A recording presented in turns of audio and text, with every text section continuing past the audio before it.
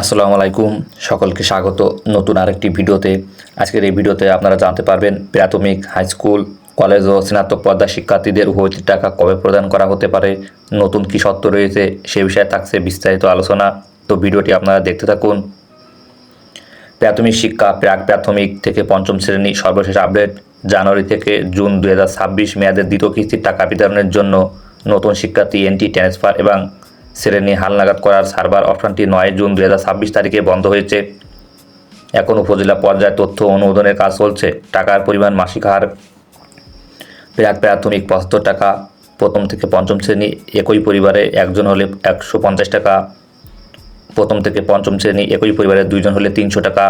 প্রধান শর্ত, স্কুলে প্রতি মাসে ন্যূনতম 80% উপস্থিত থাকতে হবে এবং পরীক্ষায় কমপক্ষে 40 নম্বর পেতে হবে। টাকা সরাসরি শিক্ষার্থীর মায়ের নিবন্ধিত নগদ বিকাশ অ্যাকাউন্টে জিরো পদ্ধতিতে চলে যাবে।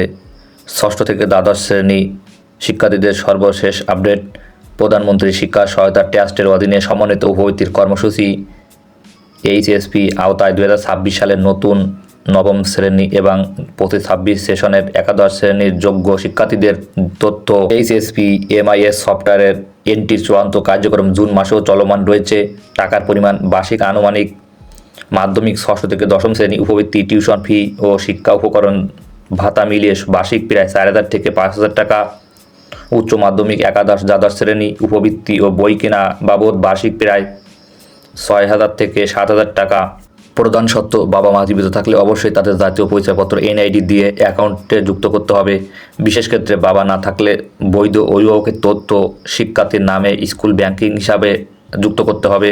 স্নাতক ও ডিগ্রি পর্যায়ে শিক্ষার্থীদের বার্ষিক 4,500 থেকে 5,500 টাকা হারে প্রদান করা হতে পারে। স্নাতক ও ডিগ্রি পর্যায়ের শিক্ষার্থীদের উপবৃত্তির জন্য 17 মে থেকে 14 জুন পর্যন্ত অনলাইনে আবেদন গ্রহণ করা হয়। আবেদন যাচাই বাছাই ও শিক্ষা প্রতিষ্ঠান কর্তৃক ফরওয়ার্ড করার জন্য 15 থেকে 21 জুনের মধ্যে সম্পন্ন হবে। সাধারণত এই যাচাই বাছাই কাজ শেষ হওয়ার পরই চূড়ান্ত তালিকা প্রকাশ করে